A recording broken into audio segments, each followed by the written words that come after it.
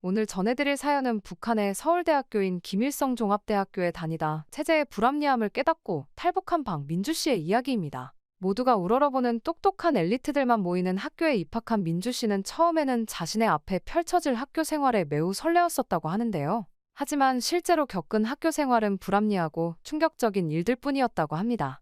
이런 체제에 불만을 품고 있던 민주 씨는 비밀스러운 모임에 들어가게 되었고 그곳에서 여러 외국 서적과 한국의 뉴스들을 접하면서 새로운 눈을 뜨게 되었다고 하는데요. 그러다 끔찍한 사건이 일어나게 되었고 결국 목숨을 부지하기 위해 결국 모임의 친구들과 탈북을 하게 되었다고 합니다. 민주 씨가 직접 겪은 이번 이야기를 통해 대체 북한의 명문대에서는 대체 무슨 일이 일어나고 있는 건지, 북한의 엘리트들을 다 함께 탈북을 하게 만든 끔찍한 사건은 무엇이었는지 함께 들어보겠습니다. 저는 남한으로 귀순한 지 5년이 다 되어가는 박민주라고 합니다. 저는 한때 엘리트들만 모여있는 김일성종합대학을 다녔었어요. 김일성종합대학은 북한에서 가장 명망 높은 교육기관이에요. 남한의 서울대학교 위치라고 생각하시면 이해가 쉬우실 겁니다. 많은 엘리트들이 대거로 모이는 곳이니까요. 이곳에 오기 위해 북한에서는 나름의 사교육도 하고 있답니다. 하지만 그곳에서도 불합리한 일들이 많습니다. 그 중에서도 특히 제가 불합리하다고 느낀 것은 여학생들에게만 강요되는 청소 업무였어요.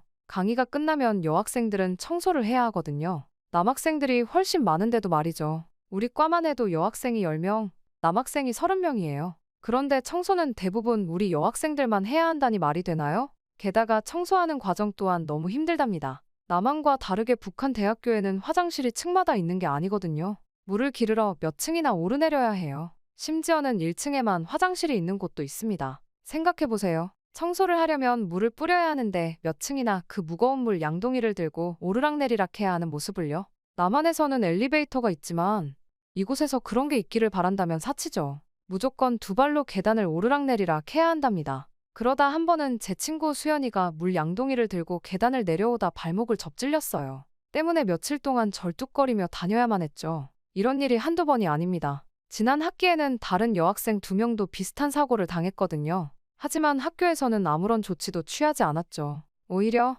조심했어야지 라는 말만 들었다고 하더군요. 그러면서도 계속해서 여자들만 청소를 시키다니 이건 정말 화가 나는 일이에요. 그러던 어느 날 강의가 끝나고 모두가 자리를 정리하는 시간이었습니다. 남학생들은 웃으면서 서둘러 짐을 챙겨 나가는데 또 여학생들만 남아 청소를 하고 있더라고요. 정말 화가 나는 건 그게 당연하다는 분위기가 이미 자리 잡고 있다는 것이었어요. 저는 더 이상 참을 수 없었죠. 왜 여학생들만 청소를 해야 하나요? 남학생들도 함께 해야 하지 않을까요? 우리가 더 적은 데다 위험한 일까지 겪고 있잖아요. 그 순간 교실 안에 공기가 얼어붙는 것 같았습니다. 모두가 저를 쳐다보더라고요. 어떤 친구들은 놀란 눈치였고 또 어떤 친구들은 제게 조용히 하라는 눈짓을 보냈어요. 하지만 저는 멈출 수 없었어요. 이런 불합리한 관행에 대해 누군가는 말해야 한다고 생각했거든요. 우리는 다 똑같은 학생입니다. 공부하러 왔지 청소부로 일하러 온 게 아니잖아요. 남학생들도 똑같은 학생이라면 똑같이 책임을 져야 하지 않을까요? 제 말이 끝나자 교실은 쥐 죽은 듯 조용해졌어요. 몇몇 남학생들은 부끄러운 듯 고개를 숙였고 여학생들은 놀란 눈으로 저를 바라봤죠. 그중 몇 명은 작게 고개를 끄덕이는 것 같았어요. 하지만 그날 이후로 저는 주변 사람들의 시선이 달라진 걸 느꼈습니다. 어떤 친구들은 저를 피하기 시작했고 심지어 몇몇 교수님들도 저를 곱지 않은 눈으로 보시더라고요. 하지만 저는 제가 한 말이 옳다고 믿었습니다. 조금씩 변해야 한다고 생각했거든요. 다 똑같이 노력해서 들어온 학교인데 이건 너무나도 불합리한 일이니까요. 그러다 결국 저는 생활총화 시간에 저는 비판을 받게 됐습니다. 그런데 그 비판이 말이 안 되더라고요. 제가 당의 방침에 의문을 제기하고 집단의 화합을 해치는 행동을 했다는 거예요. 저는 그저 공평한 대우를 요구했을 뿐인데 마치 큰 죄라도 지은 것처럼 취급받았죠. 그 순간 저는 우리 사회의 모순을 더욱 뼈저리게 느꼈습니다. 또 한편으로는 제가 할 수 있는 것은 없구나 라는 생각이 들었어요. 무력해지는 기분이었죠. 그렇게 생활총화가 끝나고 나오는데 마음이 너무 무거웠습니다. 내가 정말 잘못한 걸까? 아니면 이 사회가 잘못된 걸까?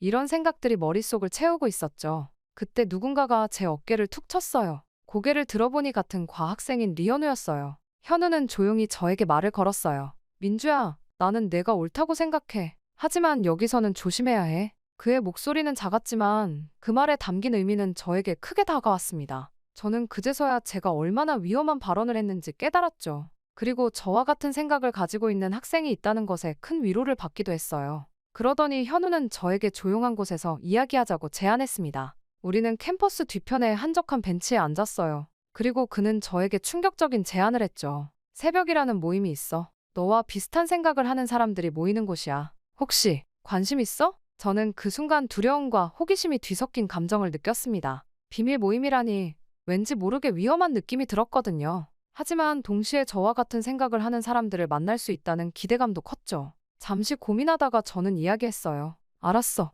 대신 조금만 생각할 시간을 줘. 현우의 제안 이후로 저는 며칠 동안 잠을 이루지 못했습니다. 새벽이라는 비밀 모임에 대한 호기심과 두려움이 교차했죠. 정확히 무엇을 하는 곳인지는 몰랐지만 현우의 결연한 눈빛과 조심스러운 태도를 보았을 때 그 비밀 모임은 결코 안전한 곳은 아닌 것 같았거든요.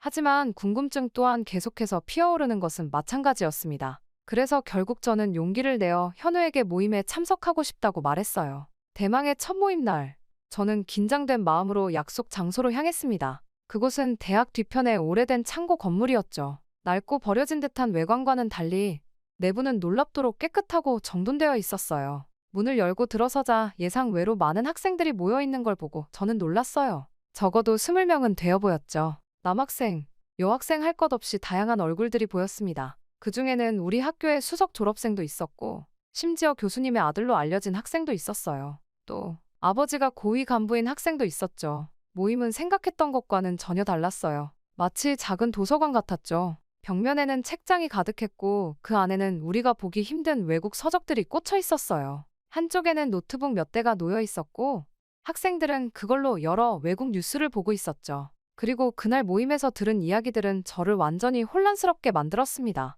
우리나라가 전 세계적으로 왕따라고, 우리의 지도자들이 사실은 주민들을 억압하고 있다고, 이런 말들이 사실이라면 제가 지금까지 알고 있던 모든 것이 거짓말이었다는 뜻이잖아요. 이게 다 사실이에요. 제가 떨리는 목소리로 물었습니다. 현우가 조용히 대답했어요. 우리도 처음에는 믿기 힘들었어. 하지만 점점 더 많은 증거를 보게 될 거야. 모임이 끝나고 집으로 돌아가는 길, 저는 머릿속이 복잡했습니다. 한편으로는 모든 걸 부정하고 싶었지만 다른 한편으로는 그동안 느꼈던 의문들이 조금씩 해소되는 것 같았거든요. 집에 돌아와서도 계속 모임에서 들은 이야기들이 머릿속을 맴돌았어요. 잠을 이루지 못하고 뒤척이다 결국 일어나 창밖을 바라봤죠. 평양의 어두운 밤거리를 보며 생각했어요. 정말 우리나라가 세계에서 가장 가난한 나라 중 하나라고. 그럼 대체 다른 나라들은 어떤 모습일까? 며칠 동안 저는 갈등했습니다. 다시는 그 모임에 가지 말아야 할까? 아니면 더 알아봐야 할까? 결국 저는 진실을 알고 싶다는 욕구를 억누를 수 없었어요.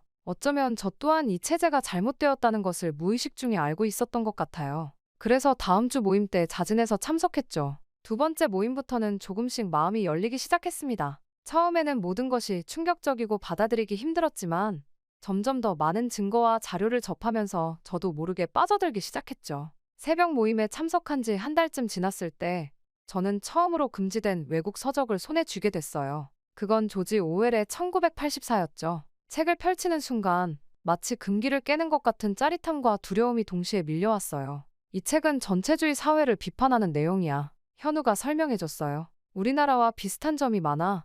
아마 처음 읽으면 충격받을 수도 있어. 정말 현우 말대로였어요. 책을 읽으면 읽을수록 우리나라의 모습이 겹쳐 보였죠. 끊임없는 감시, 역사의 왜곡, 사상 통제, 이런 것들이 우리 주변에서도 일어나고 있다는 걸 깨달았을 때 정말 소름이 돋았어요. 다음으로 우리는 노트북으로 한국 뉴스를 보기 시작했습니다. KBS, MBC, SBS, 처음 듣는 방송국 이름들이었죠. 화면 속 서울의 모습은 제가 알고 있던 것과는 너무나 달랐어요. 번화한 거리, 화려한 간판, 자유롭게 돌아다니는 사람들. 저기 봐, 민주야. 한 선배가 가리키는 곳을 보니 시위하는 사람들이 보였어요. 남한은 저렇게 자유롭게 정부를 비판할 수 있대. 체포되지도 않고. 그 말을 듣는 순간 저는 우리나라와 한국이 얼마나 다른지 실감했어요. 우리는 지도자에 대해 감히 악담 한마디 하지 못하는데 저들은 거리에서 당당히 목소리를 내고 있었으니까요. 그러다 우연히 북한 관련 뉴스를 보게 되었습니다. 탈북자들의 증언, 북한의 인권 실태,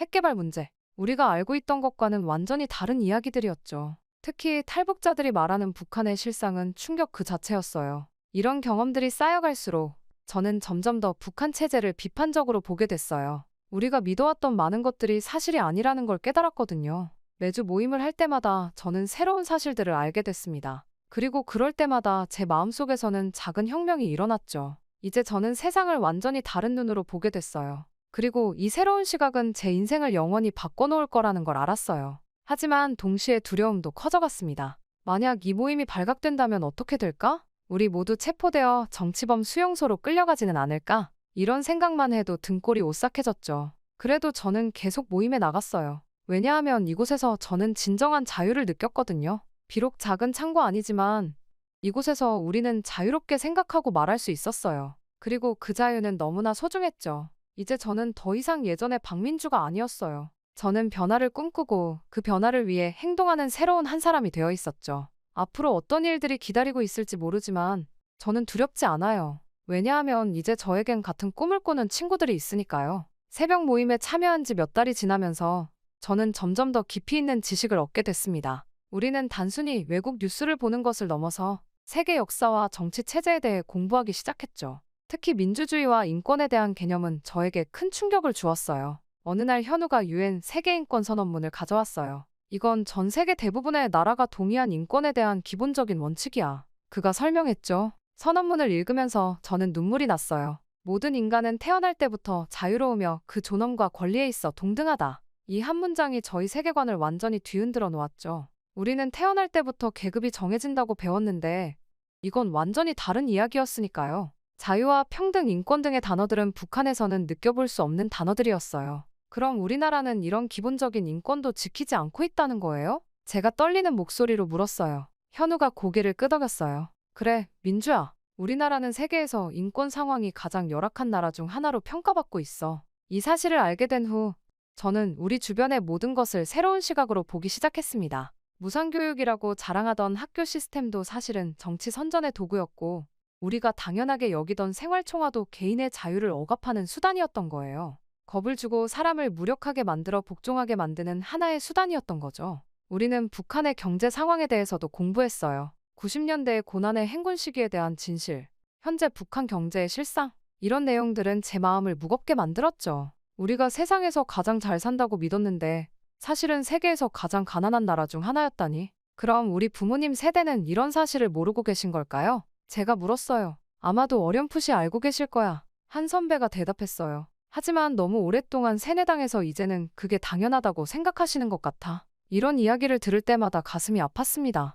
우리 부모님, 그리고 수많은 북한 주민들이 진실을 모른 채 살아가고 있다는 사실이 너무나 슬펐거든요. 하지만 동시에 우리는 북한 사회의 변화에 대해서도 이야기했어요. 장마당의 활성화, 외부 정보의 유입 증가, 젊은 세대들의 의식 변화, 이런 것들이 조금씩 북한 사회를 변화시키고 있다는 거였죠. 우리가 할 수 있는 일은 뭘까요? 제가 물었습니다. 지금처럼 계속 배우고, 생각하고, 질문하는 거야. 현우가 대답했어요. 그리고 언젠가 기회가 왔을 때 우리가 배운 것을 다른 사람들과 나누는 거지. 나는 우리 같은 젊은 세대들이야말로 더욱더 깨어있어야 한다고 생각해. 이 말을 들으면서 저는 큰 책임감을 느꼈어요. 우리가 알게 된 진실은 위험한 것이었지만 동시에 변화를 만들어낼 수 있는 힘이기도 했으니까요. 하지만 이런 지식을 얻는 과정이 늘 쉽지만은 않았습니다. 때로는 너무나 충격적인 사실들 때문에 밤잠을 설치기도 했고 가끔은 모든 것이 거짓말 같아 현실을 부정하고 싶을 때도 있었죠. 특히 힘들었던 건 이 모든 것을 알면서도 평소에는 아무것도 모르는 척해야 한다는 것이었습니다. 수업 시간에 선정 가득한 내용을 들으면서도 고개를 끄덕여야 했고 생활총화 때 거짓된 자아 비판을 해야 했죠. 아는 게 많아질수록 북한의 잘못된 체제가 더 많이 보여 힘들어지고 있었어요. 이렇게 이중적인 삶을 사는 게 너무 힘들어요. 어느 날 저는 털어놨어요. 그래, 정말 힘들지. 현우가 공감해줬어요. 하지만 지금은 우리가 할 수 있는 게 이것밖에 없어. 언젠가 우리가 더 많은 변화를 만들어낼 수 있을 때까지 참고 견뎌야 해. 그의 말에 위로를 받으면서도 한편으로는 두려움이 커져갔습니다. 우리가 하고 있는 일이 얼마나 위험한지 점점 더 실감하게 됐거든요. 하지만 이미 알아버린 진실들을 다시 모르는 척할 수는 없었어요. 그래서 저는 계속해서 새벽 모임에 나갔고 더 많은 것을 배우려 노력했어요. 위험한 지식이었지만 동시에 저를 자유롭게 만드는 지식이기도 했으니까요. 이제 저는 세상을 있는 그대로 볼 수 있게 됐고 그 안에서 우리가 나아가야 할 방향을 조금씩 찾아가고 있었어요. 그렇게 새벽 모임에 참여한 지 거의 1년이 되어갈 무렵 우리 모임에 예상치 못한 위기가 찾아왔어요.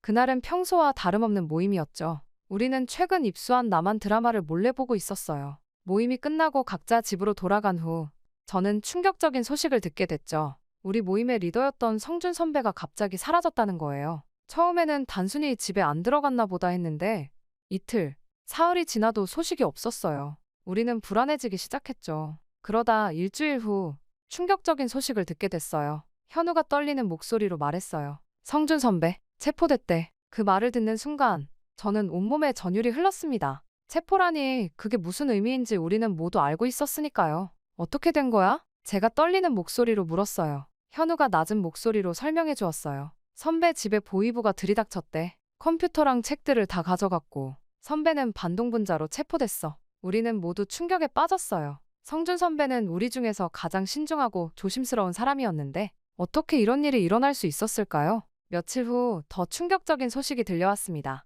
성준 선배가 신문 과정에서 사망했다는 거예요. 공식적으로는 심장마비라고 했지만 우리는 모두 그게 거짓말이라는 걸 알고 있었죠. 이 사건 이후 학교 분위기는 완전히 바뀌었어요. 검열이 더욱 심해졌고 사상 교육도 강화되었죠. 모든 학생들이 불안에 떨며 서로를 의심하기 시작했어요. 우리 새벽 모임 멤버들은 서로 눈빛만 교환할 뿐 더 이상 모이지 못했어요. 성준 선배의 죽음은 우리에게 큰 충격과 슬픔을 안겨주었습니다. 그는 단순히 모임의 리더가 아니라 우리의 멘토이자 친구였거든요. 누구보다 다정하고 똑똑했던 그가 없는 자리가 너무나 크게 느껴졌죠. 어느 날 밤, 현우가 몰래 저를 찾아왔어요. 그의 표정이 심각했죠. 민주야, 우리 더 이상 여기 있을 수 없어. 그가 속삭였어요. 우리도 언제 잡혀갈지 모르잖아. 탈북해야 해. 저는 그 말을 듣는 순간 머리가 어지러웠습니다.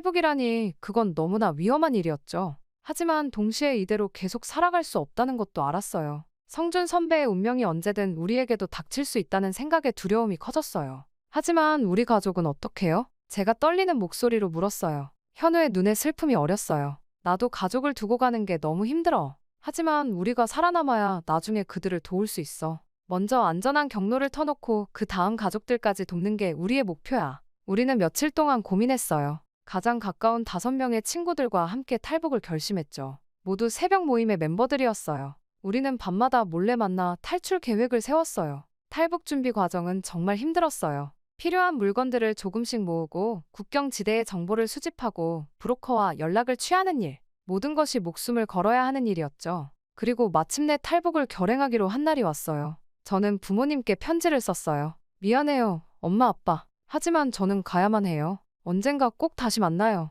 그 편지를 쓰면서 눈물을 멈출 수 없었어요. 우리의 탈북 여정이 시작되었고 이는 새로운 삶을 향한 첫걸음이었습니다. 성준 선배의 희생이 헛되지 않게 하기 위해서라도 우리는 반드시 살아남아 자유를 찾아야 했어요. 우리의 탈북 여정은 한밤중에 시작됐어요. 평양을 벗어나 국경으로 향하는 길은 정말 험난했죠. 매 순간이 긴장의 연속이었어요. 검문소를 피해 우회하고 때로는 숲속에 숨어 밤을 지새우기도 했죠. 가장 힘들었던 건 배고픔과 추위였어요. 음식을 많이 가져올 수 없어서 하루에 한 끼 정도만 먹었고 밤이면 서로 몸을 맞대고 자며 추위를 견뎌야 했죠. 하지만 우리 모두의 마음속에는 자유를 향한 열망이 불타오르고 있었어요. 그 열망이 우리를 앞으로 나아가게 했죠. 드디어 두만강에 도착했을 때 우리는 잠시 망설였어요. 강 건너 중국이 보였지만 그곳으로 가는 길은 너무나 위험해 보였거든요. 정말 건널 수 있을까? 제가 떨리는 목소리로 물었어요. 현우가 내 손을 꼭 잡아주었어요. 할 수 있어, 민주야.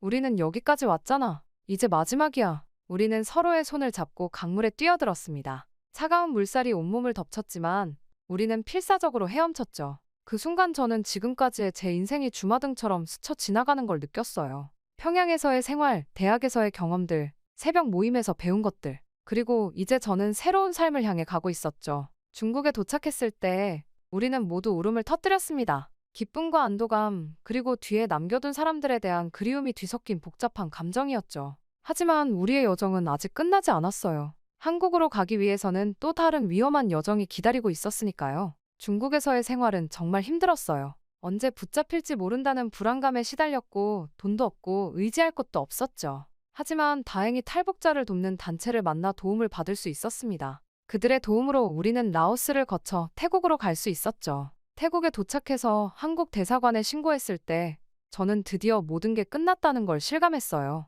그동안 참았던 눈물이 폭포수처럼 쏟아졌죠. 한국행 비행기를 탔을 때의 기분은 정말 묘했어요. 설렘과 두려움, 기대와 불안이 뒤섞인 감정이었죠. 비행기 창문으로 보이는 구름을 보며 저는 생각했습니다. 이제 정말 자유의 나라로 가는구나. 인천공항에 도착했을 때 우리를 맞이한 사람들의 따뜻한 미소가 아직도 기억이 납니다. 그들은 우리에게 환영합니다. 오느라 고생하셨습니다. 라고 따뜻하게 말해주었어요. 그 말을 들은 순간 저는 또다시 눈물을 흘렸죠. 촘촘한 조사를 받은 후 바로 하나원에서의 생활이 시작되었어요. 그곳에서 우리는 한국 사회에 적응하기 위한 교육을 받았죠. 처음에는 모든 게 낯설고 어려웠습니다. 한국어도 다르고 문화도 달랐거든요. 하지만 우리는 열심히 배웠어요. 이제 우리에겐 꿈을 향해 달려갈 자유가 있었으니까요. 3개월간의 하나원 생활을 마치고 드디어 한국 사회로 나왔을 때 저는 두려움보다는 희망이 더 컸습니다. 앞으로의 삶이 쉽지 않을 거란 걸 알았지만 이제 우리에겐 선택할 수 있는 자유가 있었으니까요.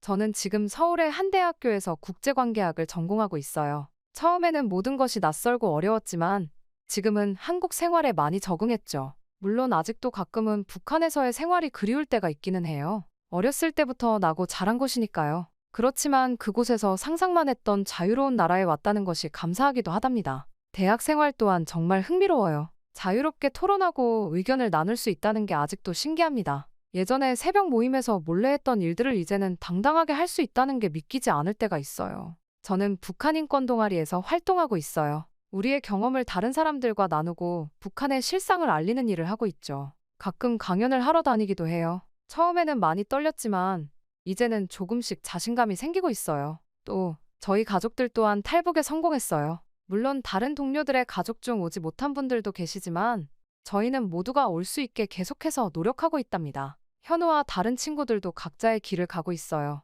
현우는 역사학을 전공하고 있고 다른 친구들은 경영학, 컴퓨터 공학 등 다양한 분야를 공부하고 있죠. 우리는 자주 만나 서로의 근황을 나누고 북한에 대한 이야기를 해요. 그때마다 우리가 얼마나 큰 변화를 겪었는지 실감하게 돼요. 얼마 전에는 작은 신문사와 인터뷰를 하기도 했어요. 제 이야기를 사람들 앞에서 하는 것은 정말 긴장되는 일이었지만 동시에 매우 뜻깊은 경험이었죠. 북한의 인권 상황을 알리고 변화를 위해 노력하는 것이 제 사명이라고 생각해요. 물론 한국 생활이 늘 쉽지만은 않아요. 가끔 편견에 부딪힐 때면 마음이 아프죠. 하지만 그럴 때마다 저는 제가 얼마나 큰 용기를 내어 이곳까지 왔는지를 떠올려요. 그리고 앞으로 더 나은 세상을 만들기 위해 노력할 거예요. 최근에는 통일 후의 한반도를 상상하며 논문을 쓰고 있어요. 언젠가 북한과 남한이 하나가 되어 모든 사람들이 자유롭게 살 수 있는 날이 올 거라고 믿어요. 가끔 북한에 있을 때 제 모습을 떠올려 봐요. 그때 저는 세상에 대해 아무것도 몰랐고 자유가 무엇인지도 몰랐죠.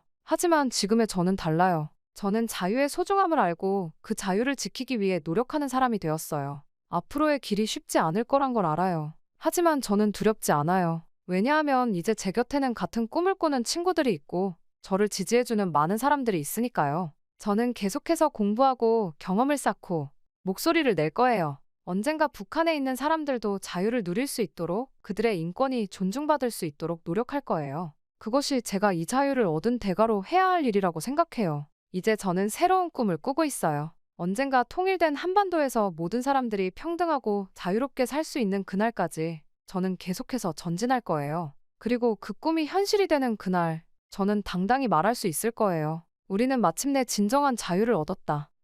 최근에는 탈북 청소년들을 위한 멘토링 프로그램에 참여하고 있어요. 저와 비슷한 경험을 한 아이들을 만나면서 제가 겪었던 어려움들을 떠올리게 돼요. 그들에게 조금이나마 도움이 될 수 있다는 사실에 큰 보람을 느끼고 있죠. 언니, 저도 언니처럼 될 수 있을까요? 어느 날 한 탈북 소녀가 물었습니다. 저는 그 아이의 손을 꼭 잡아주며 대답했어요. 물론이야. 넌 이미 큰 용기를 가진 아이야. 앞으로도 그 용기를 잃지 않는다면 무엇이든 할 수 있을 거야. 이런 대화를 나눌 때마다 제가 얼마나 많이 성장했는지 실감하게 돼요. 예전에 저는 누군가에게 조언을 해줄 만큼 자신감 있는 사람이 아니었거든요. 물론 미래를 생각하면 여전히 두렵고 불안한 마음이 들 때가 있어요. 하지만 동시에 설렘도 느껴요. 이제 저에겐 선택할 수 있는 자유가 있고 그 선택에 따라 제 인생을 만들어갈 수 있으니까요. 가끔 평양에 있는 김일성 종합대학 시절을 떠올려요. 그때 저와 지금의 저는 얼마나 다른 사람이 되었을까요? 하지만 한 가지 확실한 건 그때나 지금이나 제가 더 나은 세상을 꿈꾸고 있다는 거예요. 이제 저는 새로운 꿈을 꾸고 있어요. 언젠가 통일된 한반도에서 모든 사람들이 평등하고 자유롭게 살 수 있는 그날까지 저는 계속해서 전진할 거예요. 그리고 그 꿈이 현실이 되는 그날, 저는 당당히 말할 수 있을 거예요. 이것이 제 이야기의 끝이 아니라 새로운 시작이라고 믿어요. 앞으로도 많은 도전과 어려움이 있겠지만 저는 두렵지 않아요. 왜냐하면 이제 제게는 자유가 있고 그 자유를 소중히 여기며 살아갈 수 있는 힘이 있으니까요. 안녕하세요. 오늘 전해드릴 사연은 김정은의 주치의로 일을 하다가 충격을 받고 탈북한 연종석 씨의 이야기입니다. 평양종합병원에서 엘리트 의사로 칭송받던 종석 씨는 재능을 인정받아 김정은의 주치의가 되었다고 하는데요. 충성을 다해 진찰을 하기로 마음먹은 종석 씨는 진찰을 하면서 김여정의 끔찍한 만행들을 목격하게 되었다고 합니다. 결국 이후에 죽을 위기에 처하게 된 종석 씨는 살기 위해서 탈북을 선택했다고 하는데요. 종석 씨가 직접 겪은 이번 이야기를 통해 과연 김여정이 저지른 짓은 무엇인지, 대체 어떻게 김주애가 공식 석상의 모습을 드러내게 된 것인지 그 끔찍한 진실들을 함께 들어보겠습니다. 안녕하세요. 저는 탈북을 해서 한국에 온 지 벌써 6년이 된 연종석이라고 합니다. 얼마 전 뉴스에서 김여정이 김주애에게 고개를 숙인 모습을 보면서 제가 겪은 일이 떠올라 이야기를 해보려 해요. 너무나도 끔찍해 누구에게도 하지 못한 말이었지만 이제는 용기를 내보려 합니다. 저는 북한에서 엘리트 의사로 칭송받으며 일해왔어요. 제가 평양종합병원에서 엘리트 의사로 정받을 수 있던 것은 정말 행운이었죠. 북한에서 의사가 되기까지 정말 많은 노력이 필요하거든요. 하지만 저는 운 좋게도 재능을 인정받아 그 위치까지 올라갈 수 있었죠. 그런데 어느 날 갑자기 김여정에게 부름을 받았어요. 너무나도 긴장이 되었죠. 남한에 와보니 여기서도 독설이나 오물풍선 때문에 좀 강한 성격으로 알려져 있던데 북한에서도 사람들이 좀 두려워하는 존재예요. 그래서 저는 진짜 사시나무 떨듯 떨면서 갔습니다. 떨리는 마음으로 김여정을 만나러 갔을 때 들은 말은 더 놀라웠어요. 저더러 김정은 위원장님의 주치의를 맡으라는 거예요. 당연히 깜짝 놀랐죠. 그런 중요한 자리를 제가 맡게 될 줄은 상상도 못했거든요. 심지어 제 예상과는 다르게 매우 친절한 태도와 미소를 지으며 이야기를 하더라고요. 덕분에 그 순간 마음이 놓여지기도 했지만 그때는 알지 못했죠. 그 미소가 어떤 것을 뜻하는지 말이에요. 이야기를 나누면서 좋은 기회라고 느끼기는 했지만 곧바로 엄청난 중압감이 밀려왔어요. 여기서 조금이라도 실수하면 목숨을 잃을 수도 있는 자리니까요.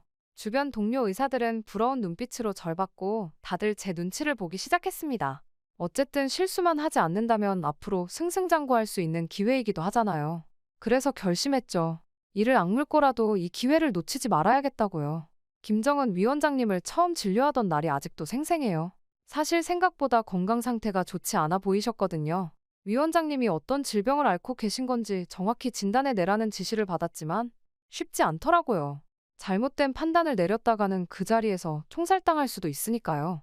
혹시 제가 잘못 진단해서 처벌받는 건 아닐까 걱정도 많이 됐죠. 그래도 주어진 임무를 포기할 순 없었어요. 김정은 위원장님의 신임을 얻으면 출세가 보장되는 절호의 기회였으니까요. 그 어느 때보다도 열심히 공부했죠. 최신 연구 결과도 숙지하면서 가장 정확한 진단을 내리기 위해 심혈을 기울였어요. 정말 혼신의 힘을 다했던 것 같아요. 온 삶을 걸고 매달렸죠. 김정은 위원장님의 병을 반드시 찾아내서 성공적으로 치료하고 말겠다는 일념 하나로 가득 차서 의사로서 최선을 다했어요. 그렇게 절박했던 노력이 헛되지 않기를 간절히 바랐죠. 하루하루 긴장된 마음으로 열심히 일했어요. 위원장님의 곁을 지키는 제 모습에 어쩌면 북한 최고 실력자의 신임을 얻고 있다는 자부심 같은 것도 느껴졌던 것 같아요. 의사로서 또 한 단계 성장할 기회라고 여겼죠. 그렇게 한동안 바삐 보냈어요. 그런데 점점 뭔가 불길한 낌새가 보이기 시작했어요. 잘 모르겠지만 직감적으로 위험이 다가오고 있다는 걸 느꼈달까요? 그 불안감을 애써 떨치며 계속 힘냈죠. 하지만 그것이 폭풍전야였다는 건 전혀 예상하지 못했어요. 시간이 갈수록 조금씩 저는 이상한 점을 느끼기 시작했습니다. 김정은 위원장님 진료를 마칠 때마다 김여정이 따로 저를 불러내더라고요. 김정은 위원장님의 건강 상태에 대해 물어보는데 어쩐지 집요한 느낌이 들었어요. 마치 위원장님의 병이 제대로 낫지 않길 바라는 것 같은 인상을 받았달까요? 아직 좋지 않다는 답변을 내놓을 때마다 김여정은 알 수 없는 만족스러운 미소를 짓고는 했어요. 솔직히 좀 당황스러웠죠. 김여정의 그런 태도가 왠지 심상치 않았으니까요. 그 애매모호한 눈빛 속에서 무언가 음험한 계산이 느껴졌어요. 하지만 저는 위원장님의 상태에 대해 이야기하는 것 말고는 방법이 없었죠. 그러던 어느 날, 저는 한 방송을 보고 깜짝 놀라고 말았어요. 분명히 스위스로 유학을 가기 위해 준비를 하고 있다던 김주애가 공식 석상에 김정은과 앉아 박수를 치고 있었거든요. 김정은을 치료하러 갈 때마다 김주애가 스위스로 유학을 가는 것에 들떠 행복해하고 있다는 이야기를 들은 적이 한두 번이 아닌데 이런 시점에서 갑자기 공식 석상이라는 불길함이 느껴졌어요. 김정은에게 무슨 일이 생긴 것이 분명했죠. 그렇지 않고서야 스위스로 보내려던 자신의 딸을 갑자기 저런 자리에 데리고 나갈 이유가 없으니까요. 아니나 다를까 위원장님께서 갑자기 쓰러지셨다는 소식을 듣게 됐어요. 급히 달려가 보니 침대에 피를 토하며 누워 계셨죠. 옆에는 김여정이 서 있었는데 표정이 심상치 않아 보였죠.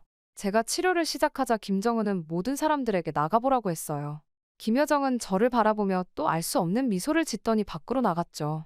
알 수 없는 찜찜함이 느껴졌지만 사태의 심각성을 느낀 저는 황급히 응급처치를 하기 시작했습니다. 정신없이 의료 장비를 동원하고 최선을 다해 치료했지만 상태는 좀처럼 호전되지 않았어요. 식은땀이 등줄기를 타고 흘러내렸죠. 그런데 갑자기 김정은이 제 손목을 꽉 잡더니 끔찍한 말을 하는 거예요. 자신을 제대로 치료하지 않으면 너는 죽게 될 것이라면서 죽고 싶지 않다면 제대로 치료하라고 하더군요. 그 눈빛은 진심이었어요. 저는 너무 무서워 얼굴이 하얗게 질렸어요. 공포에 몸이 굳어서 꼼짝도 할 수가 없었죠. 제발 버텨주세요. 꼭 살려내겠습니다. 제발요. 저는 떨리는 목소리로 애원하며 치료를 했지만 별 소용이 없었어요.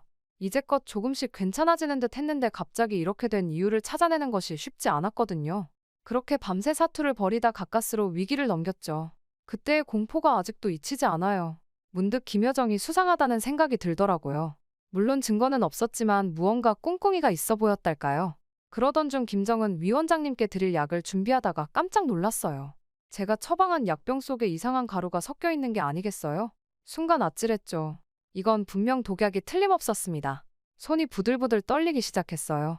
도대체 누가, 왜 이런 짓을 한 걸까요? 김여정의 모습이 머릿속에 스쳐 지나갔어요. 설마 김여정이 무슨 수를 쓰는 건 아니겠죠? 복잡한 의혹이 꼬리에 꼬리를 물고 일어나기 시작했지만 저는 제가 넘겨짚는 것이라고 생각하며 고개를 저을 수밖에 없었어요. 그렇게 하루하루가 전쟁 같았어요. 하지만 모든 의심을 입 밖에 낼 순 없었죠. 그랬다간 김여정의 역적으로 몰려 목숨을 잃을 수도 있으니까요. 누구도 믿을 수 없고 그 누구에게도 속내를 드러낼 수 없는 암담한 상황이었어요. 동료 의사들 사이에서도 어쩐지 저를 경계하는 분위기가 느껴졌죠. 마치 제가 무슨 잘못이라도 저지른 것처럼요. 이를 악물고 버텼지만 하루가 다르게 상황은 악화일로를 걸었어요. 과연 이 위험한 게임에서 살아남을 수 있을까 깊은 절망감이 밀려왔죠. 그러던 어느 날 귀가하던 중 김정은 위원장님 침실에 제 가방을 두고 나온 걸 문득 깨달았어요. 안에는 위원장님의 건강 기록과 처방전이 있어서 절대 잃어버려서는 안 되는 가방이었죠. 저는 경호원에게 사정해서 안으로 들어가려 했지만 밖에 경호원은 알 수 없는 표정을 지으며 잠시 기다리라는 말만 반복했어요. 할 수 없이 침실 옆 복도에서 저는 기다릴 수밖에 없었죠. 그런데 그 순간 섬뜩한 광경을 목격하고 말았어요. 김여정의 경호원으로 보이는 사람이 서둘러 빠져나가는 모습이 보였거든요. 직감적으로 뭔가 심상치 않다는 생각이 들었죠. 이후 김정은의 침실에 들어가자마자 저는 깜짝 놀라고 말았어요. 김정은 위원장님이 침대에서 거품을 물고 쓰러져 계신 거예요. 그리고 주사기 하나가 바닥에 떨어져 있고요. 그제서야 퍼즐이 맞춰지기 시작했어요. 분명 김여정이 무언가 꾸미고 있었던 거죠. 제 추측이 맞았던 거예요. 방 밖을 뛰어나가던 김여정의 경호원, 그리고 거품을 물고 누워있는 김정은, 바닥에 떨어져 있는 주사기까지. 순간 저는 너무 무서워서 다리에 힘이 풀릴 뻔했어요. 떨리는 손으로 주사기와 제 가방을 집어들고 얼른 그 자리를 빠져나왔죠. 저는 서둘러 집에 와서 주사기를 자세히 살펴봤어요.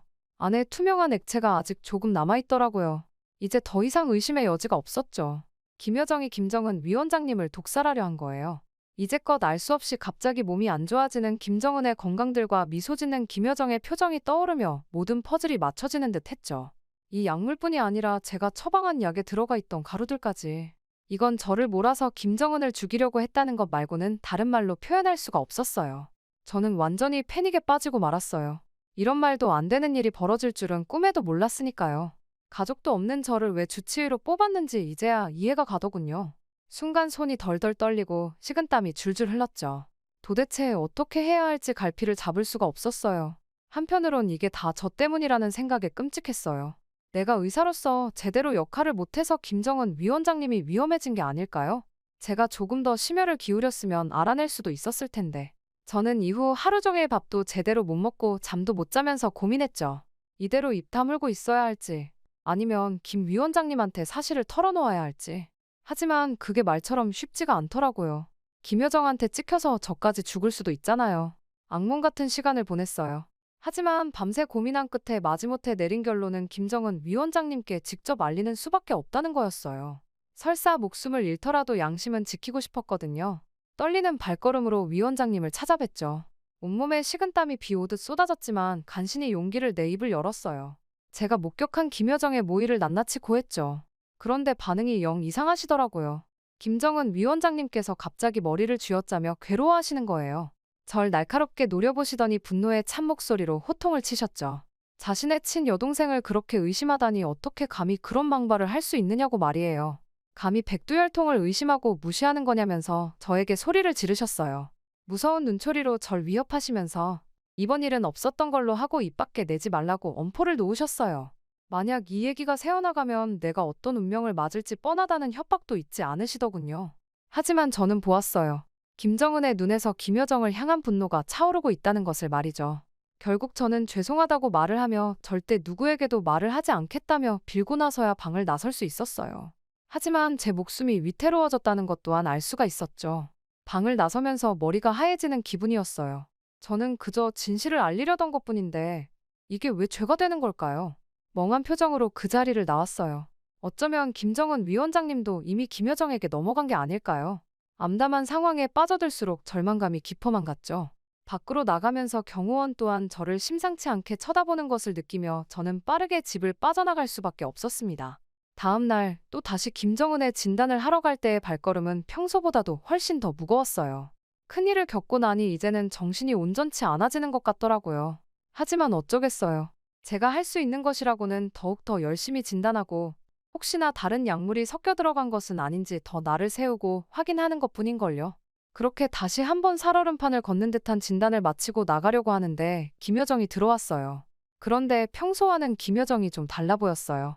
제가 진단을 할 때마다 알 수 없는 미소를 짓던 김여정이 이번에는 저를 완전히 흘겨보면서 날카롭게 나가라고 하지 않겠어요?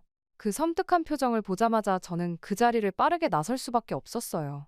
문을 나서서 복도를 뛰어가려는 순간 누군가가 뒤에서 저를 부르는 것이 느껴졌어요. 긴장한 몸에 털이 쭈뼛 서는 것이 느껴졌죠. 뒤를 돌아보니 문 앞에 항상 있던 저를 심상치 않은 눈으로 바라보고 가방을 두고 왔을 때도 저를 만류했던 그 경호원이 서 있었죠. 그는 저에게 아무도 없는 곳으로 가자더니 믿기 힘든 말을 하기 시작했어요. 사실 김여정이 이제껏 사람을 시켜 김정은에게 알 수 없는 약을 투여했던 것이 맞으며 자기도 김여정의 사주를 받아 위원장님을 독살하라는 지시를 받았다는 것이었어요. 양심의 가책을 느껴 차마 그 일을 저지르지는 못해 죽을 수도 있었지만 앞으로 김여정의 경호원이 드나드는 것을 입 다무는 것을 조건으로 목숨만은 부지할 수 있었다고 하더군요. 이후 이런 일들이 계속되었지만 자신은 김여정의 위협 때문에 입을 다물 수밖에 없었다고 했어요. 이제 와서 말하는 이유는 바로 저 때문이라는 거예요. 제가 김정은 위원장님께 직접 알려버려서 김여정도 함부로 날뛰긴 어려워져 다행이긴 하지만 분명 무슨 일이 일어나긴 할 거라고요. 김정은은 예전 자신 아버지의 신복과 혈육들을 숙청했을 만큼 잔인한 존재라 김여정에게 이제 일이 생길 거고 그 사실들을 알고 있는 저희 둘 다 목숨이 위태로워졌다면서 어서 탈북을 해야 한다고 하더군요. 저에게 말해주는 이유는 이제껏 정말 성심성의껏 일을 하는 모습이 안쓰러웠기 때문이라고 했어요. 물론 처음엔 제 두 귀를 의심했어요. 물론 의심은 해왔고 목격도 했지만 이런 말도 안 되는 일이 현실일 리가 없잖아요. 하지만 그의 눈빛은 진실만을 말하고 있었죠. 순간 섬뜩한 공포가 등줄기를 타고 내려왔어요. 이대로 있다간 정말 우리 둘 다 살아남기 힘들겠구나 하는 절망감에 빠졌죠.